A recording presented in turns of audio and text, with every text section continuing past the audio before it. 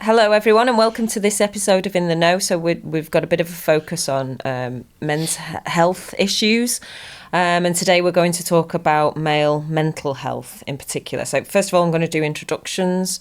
So I'm Dr. Sarah McNulty. I'm the Director of Public Health for Knowsley, and I work at Knowsley Council. Just go. I'm Hassan Argommandkhah. I'm the Clinical Director in Kirby PCN. I'm Joe Ryan, and I'm a patient for Dr. Maserani in Kirby. I'm Mike Fahy, and I'm a patient at Rose Heath in Halewood. So male mental health is being talked about out there more than ever, but we know that many men still suffer in silence. So Hassan, why do you think that might be?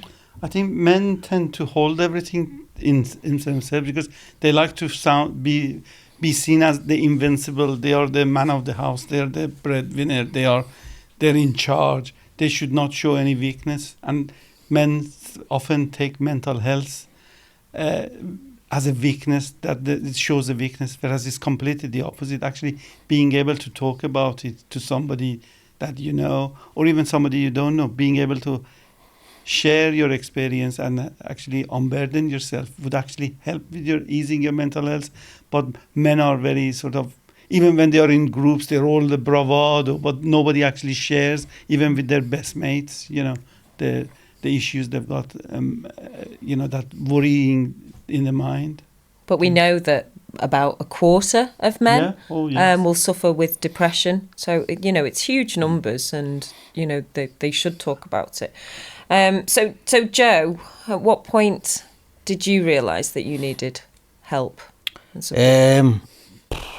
Probably going back a long time, like 40 odd years, but coming back to them points, you do suppress it. So the kind of job I had, I was in charge, and I had this big indestructible because I had to be strong, but I went home overnight and that room just went I felt lonely and fragile. But to the outside world, I was marvellous. Yeah. He's indestructible, him. Look at that, look how he operates, look at this, look at that. So you sort of master over the years, through whatever, drink. I used to drink quite a lot, didn't share nothing. You can't open up, even to a partner. That's just and then if you want to speak to your mates in a pub, shut up, what are you on about? Yeah, I'll have another bevy, it's all right and all that. When really, all you want is a hug. That's all you want. So again, moving forward, I was quite lucky enough. It's a bad rocky thing in my marriage, and she said you need to go and get some help. So I had a friend, ex-police, and she recommended somebody for me, and I pay privately. I was lucky enough to be able to pay. He come back and said, you've been clinically depressed as far as I can see, probably most of your life. And he was right, did he teach me how to handle it?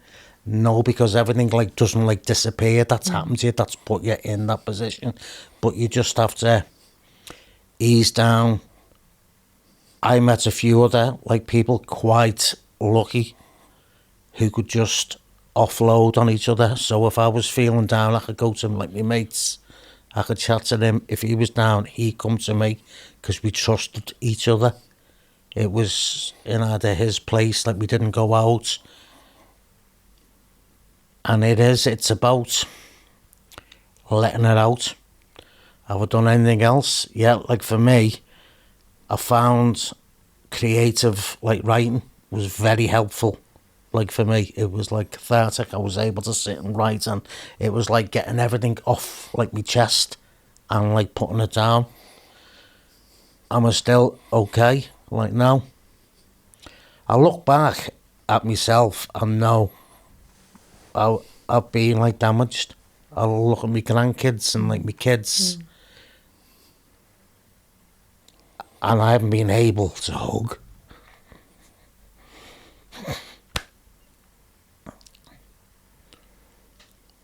how do you fix that? How do you get a man to come and say, this is how it is? Yeah.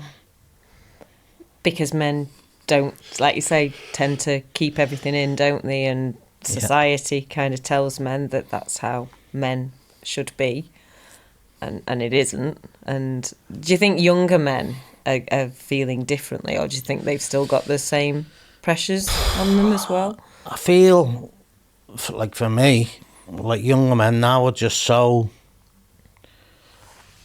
like, not attached to society anyway. They have a different, like, set of rules, and they probably, the way, like, we got brought up, stand up, what's to do it, yeah.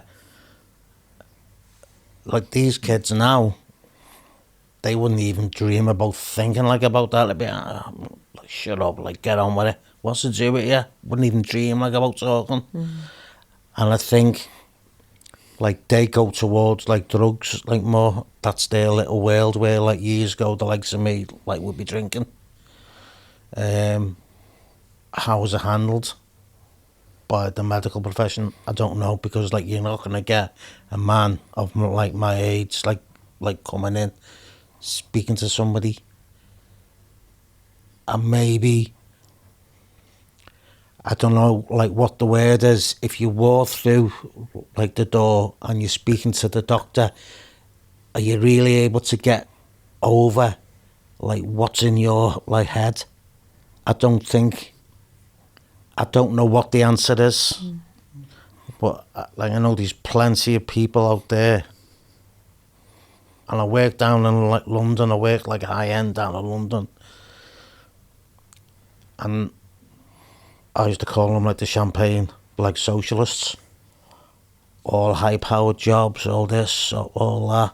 And you'd meet them and they'd be taking recreational, like, drugs. This is back in the 80s. High-profile, like, people. And just to get that alternative. To cope. Yeah. To cope. Yeah. But, like, what's the answer? I don't know. Will I ever be cured? Nah. I've got all, like, my scars now. Well, how do you identify and how do you get that man through the door? I don't know. But all I can say is that the hardest step is going through. Yeah. And once you're in there, it's there for you, all the help. Because 24% of people will get depression, for example. You know, it's not unusual, and you know, there are services that can help there. And actually, you know, you talking about that might help somebody get through that door. So that is one of the things that we can try and do, isn't it? Is to raise awareness through that.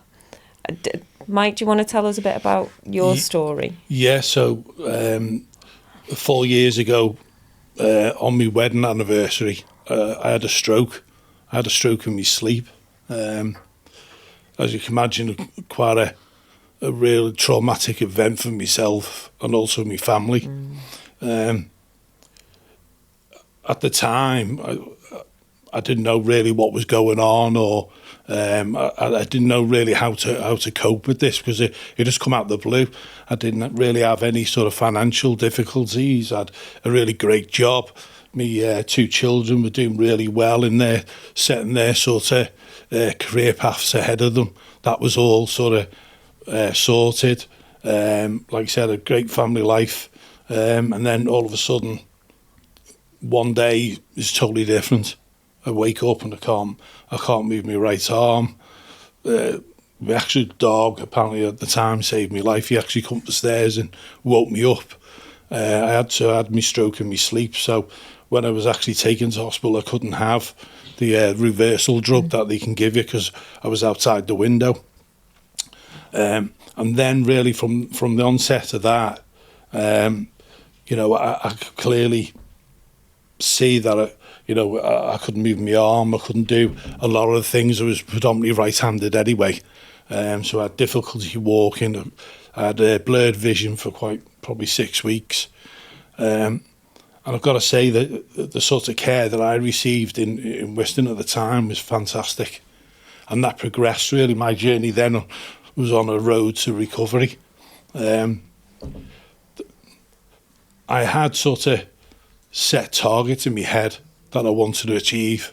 That one, I wanted to go back to work, so I had a high sort of work ethic. So that was one of the motivators to get better and get fit and really, you know, progress and recover as quick as I could. But what was explained to me with a stroke, it's not like a broken leg after 6 weeks or 8 weeks. It can be put back together again. You know, there's the physical side of the stroke and then there's the mental side. And probably the physical side I accepted more rather than the mental side. As my colleagues just said there, you tend to shut off. You tend to put all that away. I almost put myself into personal isolation, if you like. I didn't want to see any of my family. I didn't want to see any of my friends. I didn't want to see any of the managers that I work with in work and that really affected me.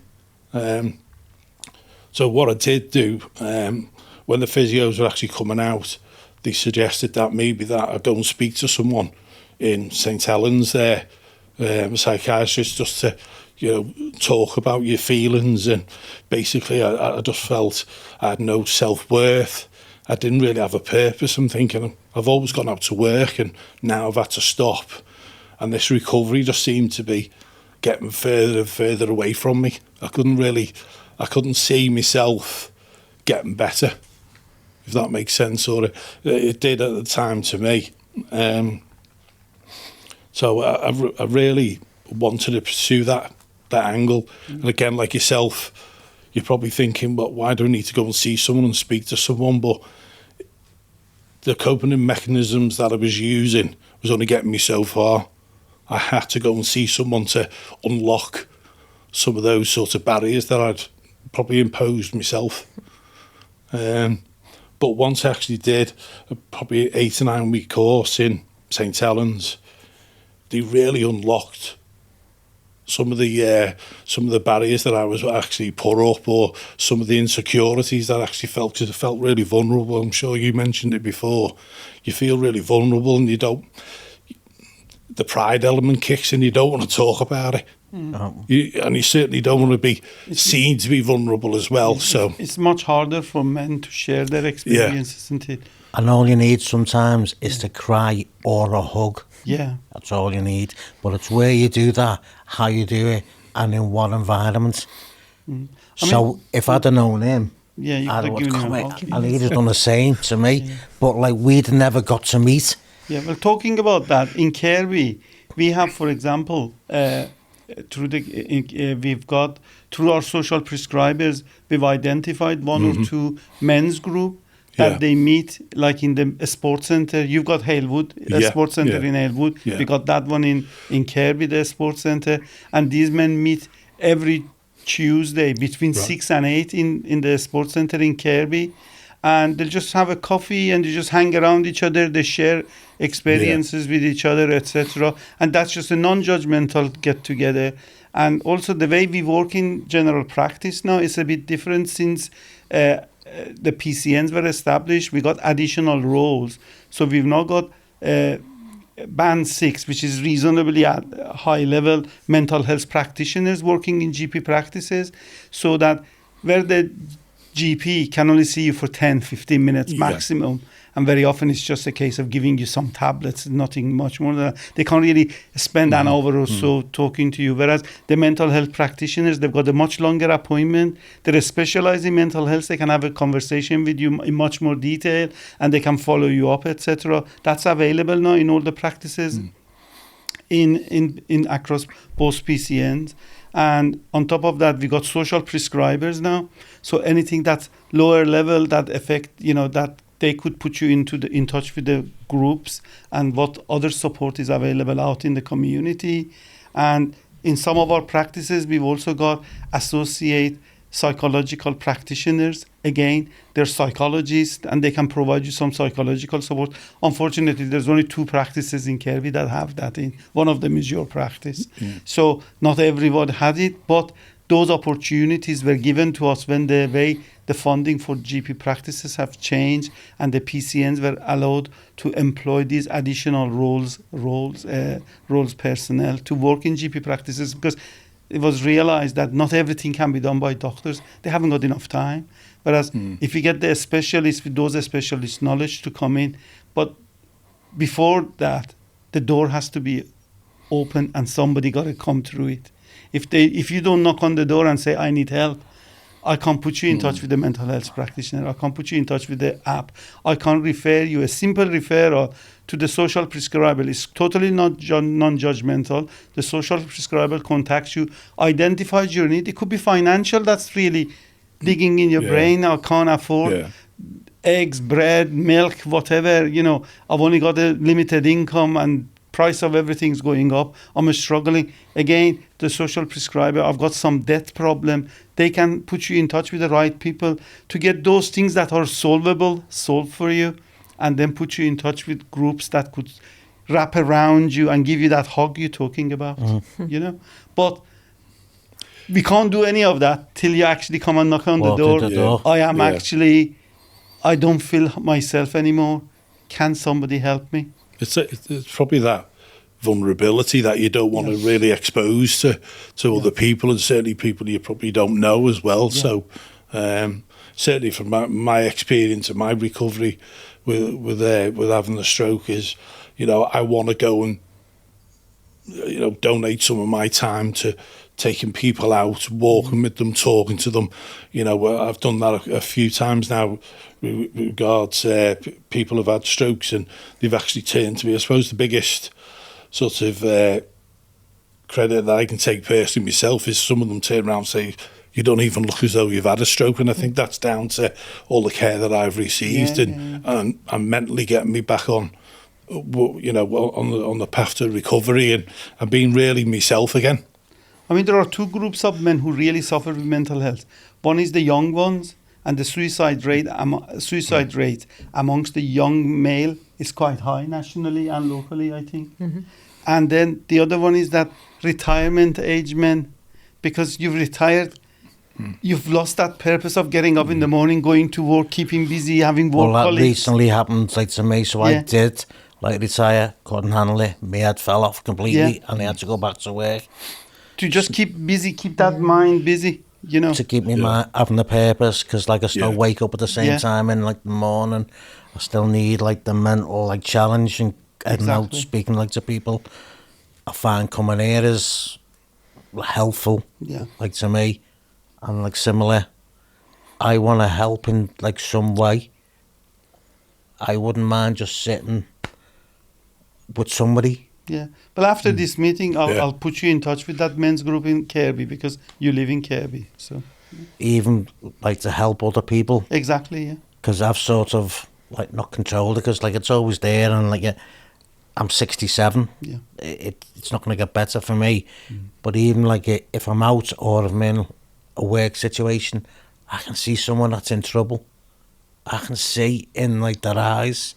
Because I'm out, I'm walking around, I'm looking how how's the kids, it's seeing the match. Depending on the answer you get and whatever, or you see somebody's what's up, lads, I need talking, to you, miss, no, it's worse than that, I know it's nothing. And I can see, and that's probably age, experience, but I can suss it in somebody's eyes, something's not right. I really can, even out in the pub. Everyone sort of gravitates towards me, and whether that's my demeanour and the way, and I don't brush them off either verbally or physically, because I know what it's like to be that soldier. So if you could try and capture that, so if family or friends, what are the things that they might want to look out for and to show that a member of their family or someone they know is struggling? So you said, didn't you, that your wife was really good at identifying that you needed help, and that also that you were drinking a bit more than you probably should have been.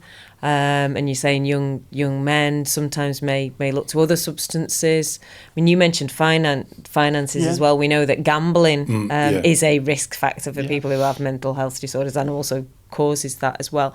So what other things would people be looking out for? I think change in mood and personality. Certainly that's what my support network was really, really fantastic. A great family, quite a large family in that, and one or two of them pointed out different things that I wasn't aware that I was doing. Like I'd suddenly turn off in conversation. I wouldn't really engage, or they might be having a discussion about my parents who unfortunately passed away, but sort of going down old memory road, and I wouldn't really contribute to that. And sort of, like I said before, I put myself in almost self-isolation, where I just didn't want to engage with people, or and I shunned away from that. So if you can spot those sort of things in people as well, so certainly mood changes and changes in personality, I would have thought, definitely.